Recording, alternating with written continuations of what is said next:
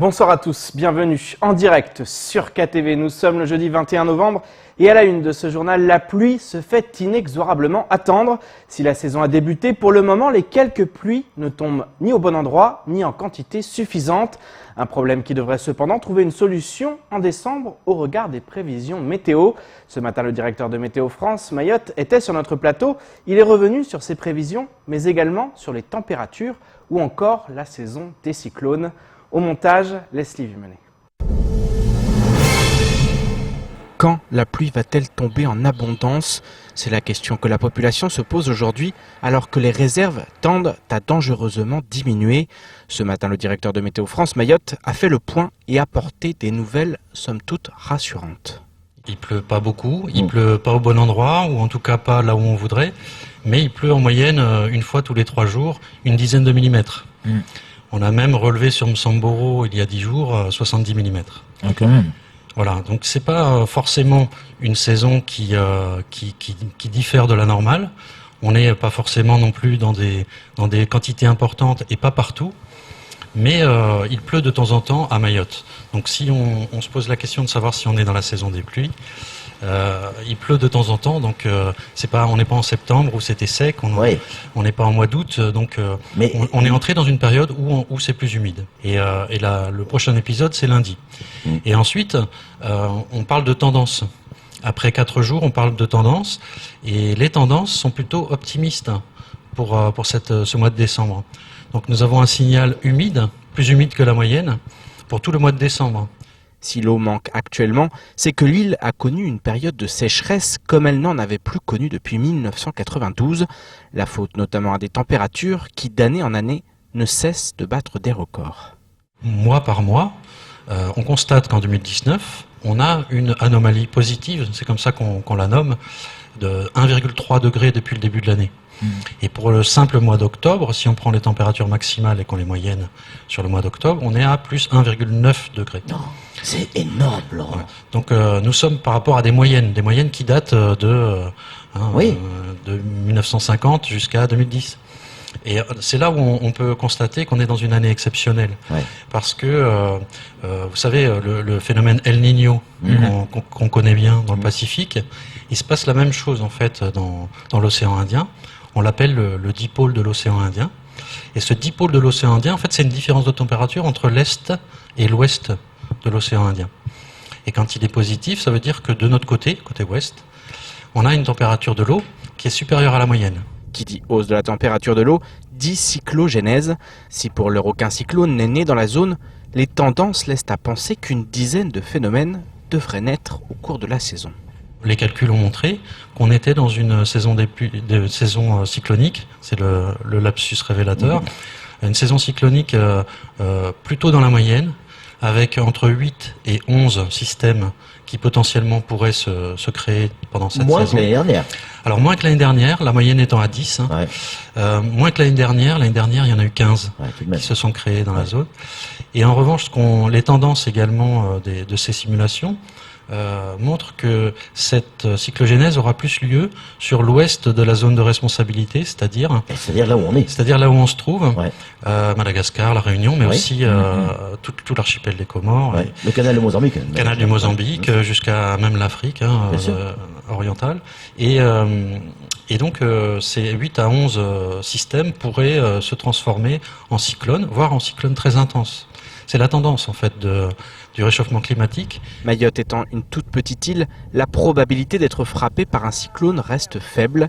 Cependant, au regard de la vulnérabilité de l'île, un seul cyclone suffirait pour faire des dégâts irréversibles. Et politique maintenant, un nouveau candidat vient de se déclarer pour le poste de maire de Mamoudzou. Kolo Meinti est candidat pour la 3e fois pour le parti MDM. Ils seront ainsi 2 candidats pour ce seul parti. Il est actuellement conseiller municipal et s'ajoute à la longue liste de ceux qui ont décidé de tourner le dos au maire sortant, Mohamed Majani. En effet, il n'est plus en adéquation avec la politique menée, une politique à laquelle il a pourtant contribué pendant 6 ans. Écoutons sa réaction lors de la matinale de Coésie. Vous n'êtes pas sans savoir que j'ai contribué fortement à l'élection de Majani. Oui. Vous le savez? Oui, il paraît. Il paraît. Ouais. Parce que vous n'êtes pas venu peut-être au dîner tournant quand on l'a amené au pouvoir. Après ce qui s'est passé, il fallait prendre du recul. Moi, j'ai pris assez de recul pendant cette période-là. Vous vous êtes senti trahi? Je ne vais pas dire ça, c'est l'expérience. C'est l'expérience. Je ne pouvais pas aujourd'hui, parce que en fait, on va expliquer un petit peu. Je ne pouvais pas, en aucun moment, m'opposer franchement à M. Majani, puisque le programme qui a été fait, il y a eu le programme du MDM, notamment Ben oui. quand on parle des fameuses, comment on appelle ça, les caméras sur la route. Oui, caméras de surveillance. Ouais. C'est une idée initiale du MDM. C'est pas, c'est personne que nous. Donc, moi, si je vous sur les programmes qu'on avait eu en 2014, vous allez voir que en fait, on s'inscrit fortement à cette. Et vous avez pu discuter avec Majani de votre candidature? Vous vous êtes expliqué avec lui ou pas? Non. Et politique, toujours avec l'Assemblée départementale des jeunes, un projet né en 2016 sous l'impulsion des services de l'État en partenariat avec le conseil départemental. Aujourd'hui, l'heure est au bilan d'expérience pour ces adolescents en fin de mandature. Alors comment ont-ils vécu ces 2 années de responsabilité? Qu'en retirent-ils et quand les prochaines élections auront-elles lieu? Un reportage signé Marion Tellier. Siti Jaitoun et Nadjinine arrivent au terme d'une expérience qui leur aura valu bien des efforts et des découvertes. Après 2 ans de mandature en tant que jeunes élus de l'Assemblée départementale, les voilà grandis et enrichis, prêts à passer le flambeau à leurs successeurs. Reste toutefois un dernier exercice à achever pour remplir jusqu'au bout leur mission de conseillers départementaux, dresser le bilan de leur expérience le temps d'une conférence de presse. Ces 2 années ont été riches en expérience parce que ce n'était pas la même chose tous les jours. On devait essayer de s'adapter parce que, comme on le sait, il y a beaucoup de problèmes à Mayotte par rapport aux jeunes et nous, on devait essayer de trouver des solutions par rapport à eux. Donc, on devait s'adapter tous les jours. J'ai voulu participer à cette élection pour justement voir ce que les élus ressentent dans ce genre de situation et pouvoir avoir ma façon de penser à moi sans pour autant écouter les gens.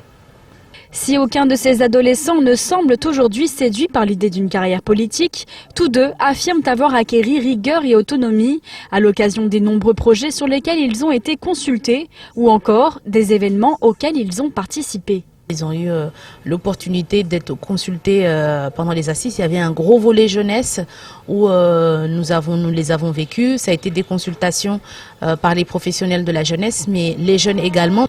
Ils ont été également consultés pour réfléchir sur des projets qui lient les jeunes de l'océan Indien à travers la CJSOI. Donc ils ont fait des propositions avec les jeunes de l'océan Indien, donc à Djibouti. Il y a eu 4 jeunes qui ont été représentés Mayotte. Ils ont également été consultés par d'autres structures, donc par l'IREPS. On les a consultés sur des projets en lien avec la santé, donc les addictions. La nouvelle élection de l'Assemblée départementale des jeunes aura lieu ce samedi à l'hémicycle Younoussa Bamana. Le programme débutera dès 8h avec une présentation des 29 collégiens élus dans leur établissement scolaire. Cette séquence sera suivie de la projection d'une vidéo enregistrée par l'actuelle jeune présidente avant d'entamer les votes pour élire son successeur. Place maintenant à l'invité de la rédaction. Ce soir, nous accueillons Nadjim Atoumani dit Maurice, le directeur de l'association Centre Animation Jeunesse de Koungou. Maurice, bonsoir. Bonsoir. Je tiens à remercier l'équipe Coesi TV qui m'ont invité sur ce plateau ce soir. Et nous sommes ravis de vous accueillir pour parler d'un tour de Mayotte que vous allez organiser ce dimanche. Un tour de Mayotte en 2 roues. Pourquoi vous avez décidé d'organiser ce tour de Mayotte avec des 2 roues motorisées, moto ou scooter, 50 cm, 125 cm3? Alors, j'ai choisi de mener cette action de 2 roues parce que j'ai constaté, moi, en tant que responsable d'une association qui mène des actions de sensibilisation à la sécurité routière, de sensibiliser les jeunes, surtout au niveau des scooters qui font le débridage, et aussi le respect des limitations de vitesse. Voilà, des limitations de vitesse. Et aussi, on va en profiter à cette occasion de rendre hommage aux usagers de 2 roues motorisés qui sont morts sur les accidents. Justement, ce sont ces victimes qui vous ont donné envie de sensibiliser, d'aller plus loin dans cette sensibilisation? Parce que vous menez déjà des actions depuis plusieurs années, mais là, vous avez envie vraiment que tout le monde soit mobilisé autour d'un grand tour pour plus jamais ça, finalement? Oui, en fait, on se dit vaut mieux qu'on fasse le tour de Mayotte. Comme ça, notre message passera plus vite, vu qu'on tourne sur les villages. Vous comptez vous arrêter justement dans les villages? Il y a des arrêts qui sont prévus? Oui, on a prévu un arrêt à Tingoni, Kombani et Chikoni. Et aussi, il y aura un arrêt, une pause sur Tahiti Plage. Soit Tahiti Plage ou comment on appelle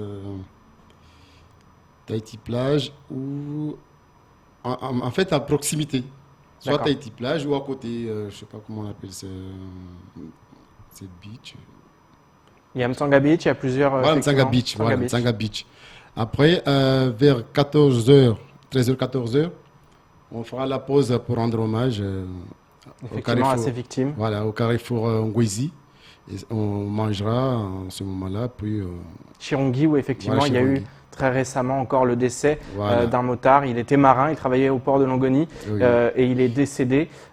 Comment on peut sensibiliser? Parce que vous le faites dans les écoles, mais on a l'impression qu'il y a un vrai problème au niveau de ces personnes qui conduisent les deux roues, sans effectivement incriminer, sans culpabiliser. Il faut expliquer aujourd'hui qu'il y a un problème.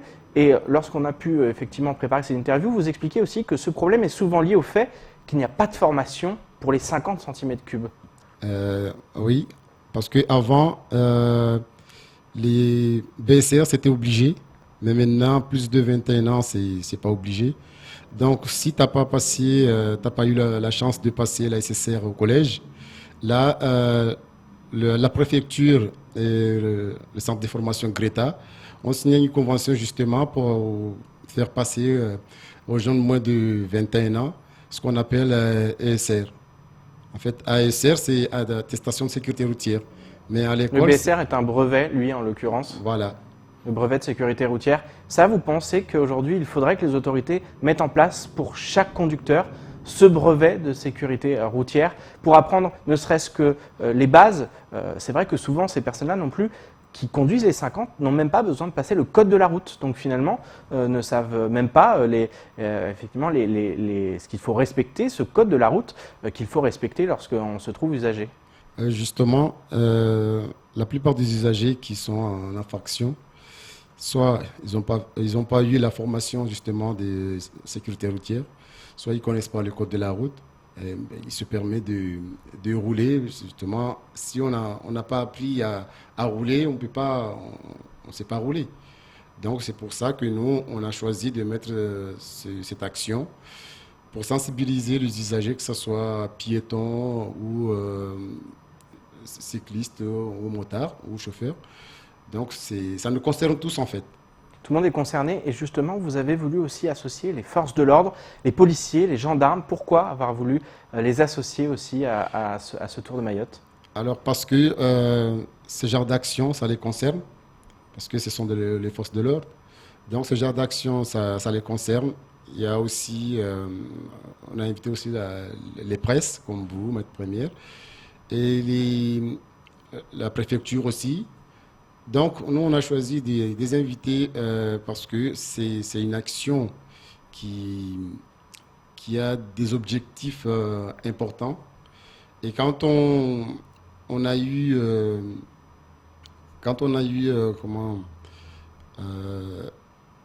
cette envie de mettre cette action en place, on a directement pensé aux forces de l'ordre. Vous avez travaillé avec l'ADEAL d'ailleurs, c'est en coopération finalement avec l'ADEAL. Voilà. Avec qui vous travaillez dans ces actions de sensibilisation au quotidien? Vous travaillez dans ces actions de sensibilisation aussi auprès des jeunes, on l'expliquait, et notamment avec un permis piéton.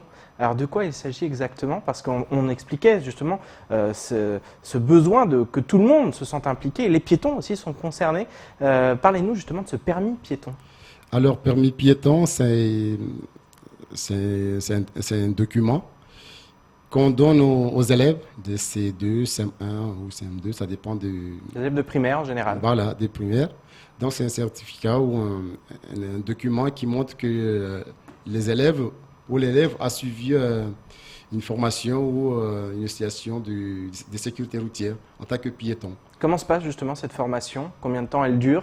Et qu'est-ce qu'on y retrouve à l'intérieur? Alors, ça dépend de l'établissement parce que on a commencé à travailler sur ces genres d'actions en 2017. Ça dépend de l'établissement parce qu'il y a des établissements qui demandent 1 semaine, 2 semaines. Mais là, actuellement, on est aux écoles primaires de Kaweni.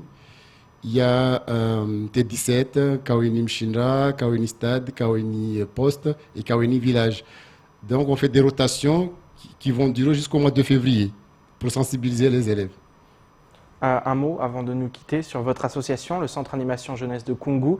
Est-ce que ce sont vos seules missions, ces missions de sensibilisation à la sécurité routière, ou vous menez encore d'autres actions en parallèle? Nous, on mène tout ce qui est loisirs.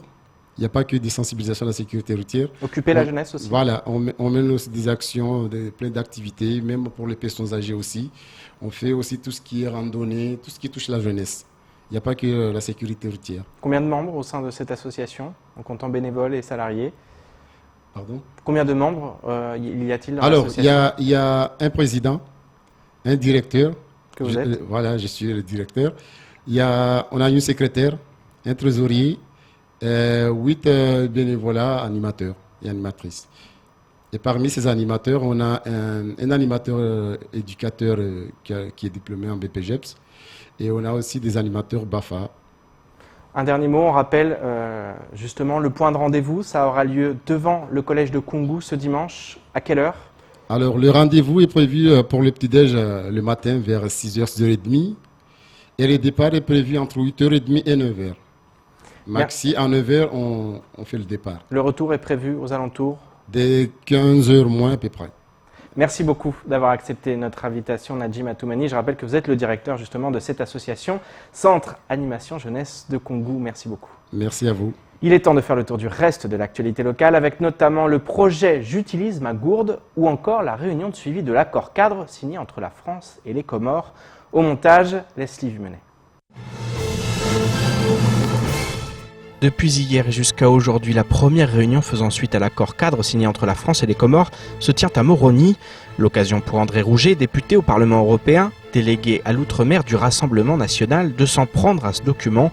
Selon lui, je cite, le président des Comores, Azali Assoumani, a pu déclarer une énième fois qu'à ses yeux, Mayotte n'était pas la France. Il a réitéré ses provocations dans le cadre d'une interview accordée à France 24, chaîne publique financée par la redevance payée par les contribuables français. Est-il normal qu'un chef d'État étranger puisse sur une chaîne publique remettre en cause l'intégrité territoriale de notre pays? Une telle passivité est d'autant plus choquante que la France verse une aide quinquennale de 135 millions d'euros aux Comores au titre de la coopération, à laquelle se sont ajoutés 150 millions d'euros sur la période 2019-2021.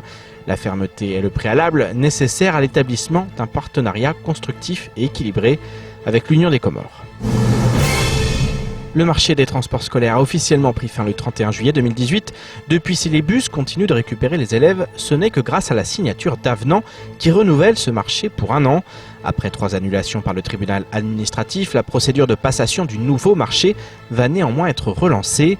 Avant cela, le conseil départemental vient de publier un marché dans le cadre d'une mission d'assistance à maîtrise d'ouvrage pour le lancement du marché de transport scolaire, gestion de fin des contrats actuels et suivi des futurs marchés de transport scolaire du département de Mayotte. En parallèle, une nouvelle plainte vient d'être déposée par Mahmoud Aziari. Selon lui, il y a anguille sous roche. Après 2 ans et demi et 3 annulations, le conseil départemental ne peut pas se débarrasser de l'ancienne AMO sans déposer plainte. En attendant de savoir si le procureur se saisira de ce dossier, il apparaît évident que le futur marché des transports scolaires ne sera pas effectif au 1er août 2020. La section Bac Pro Commerce du lycée de Bandrélé va mettre en place une action pédagogique liée à la prévention écologique et à la santé. Le projet s'intitule « Je protège mon corps et mon île, j'utilise ma gourde ». L'objectif est de sensibiliser plus de 700 lycéens à adopter un comportement plus éco-responsable en limitant leurs déchets et en privilégiant une consommation d'eau au détriment des sodas. Le lycée a déjà installé des fontaines à eau. Afin de favoriser leur utilisation, l'établissement compte équiper gratuitement tous les lycéens de l'établissement de gourdes nominatives en inox réutilisables sur plusieurs années. Cette démarche sera soutenue par des conférences animées par des professionnels de la santé et de l'environnement. Pour donner une dimension cosmopolite à ce projet, il prévoit de coopérer avec des chanteurs locaux. Pour plus de renseignements et vous engager pour sponsoriser l'action, vous pouvez contacter par mail moncorps.mayotte.magourde@gmail.com. Parlons logement pour clore cette édition. Ce matin s'est tenue la première convention annuelle du comité territorial Action Logement de Mayotte. L'événement a pris corps dans l'hémicycle Younoussa Bamana et a permis de faire le point sur deux dispositifs. Le dispositif Action Cœur de Ville d'un côté et de l'autre le plan d'investissement volontaire. Le point dans ce sujet, signé Paul Arthur Avit. Pour leur première convention, Action Logement a voulu faire le point sur ces différents projets. Le premier, Action Cœur de Ville, a pour objectif de redonner de l'attractivité aux centres des villes éligibles tels que Mamoudzou, Dzaoudzi et Dembéni. Le deuxième, le plan d'investissement volontaire, a pour but d'aider les salariés et étudiants à se rapprocher de leur lieu de travail et de réhabiliter des logements. L'occasion pour Action Logement de signer des conventions pour ces deux projets. Aujourd'hui, on va signer deux conventions dans le cadre de l'accompagnement des étudiants et principalement des étudiants sur leur mobilité professionnelle. Concrètement, ça veut dire qu'on va accompagner avec le département et une association les jeunes qui partent de Mayotte et qui vont par exemple faire des études en métropole. L'idée, c'est de faire en sorte que à partir de Mayotte, ils arrivent à trouver un logement. Mais aussi pour les jeunes sur Mayotte, par exemple aider un jeune étudiant habitant à Bouéni et faisant ses études à Mamoudzou à trouver un logement à proximité. Ce projet concernera aussi les salariés des entreprises privées. Il faut juste rappeler que Action Logement est financé par la PEC, la participation des entreprises à l'effort de construction. Donc c'est de l'argent privé cotisé par les entreprises pour les salariés des entreprises privées. Donc cet argent sert à financer les opérations de construction de logements, mais aussi à accompagner les salariés sur leur mobilité professionnelle. Mais aussi les étudiants, des projets qui permettront d'aider les étudiants et salariés mahorais d'une part et de redynamiser les centres-villes importants de l'île aux parfums. C'est ainsi que s'achève ce journal. Merci de nous rester fidèles sur KTV. Pour ma part, je vous donne rendez-vous demain dès 19h pour décortiquer, comme chaque soir, l'actualité locale. Excellente soirée sur Quasi.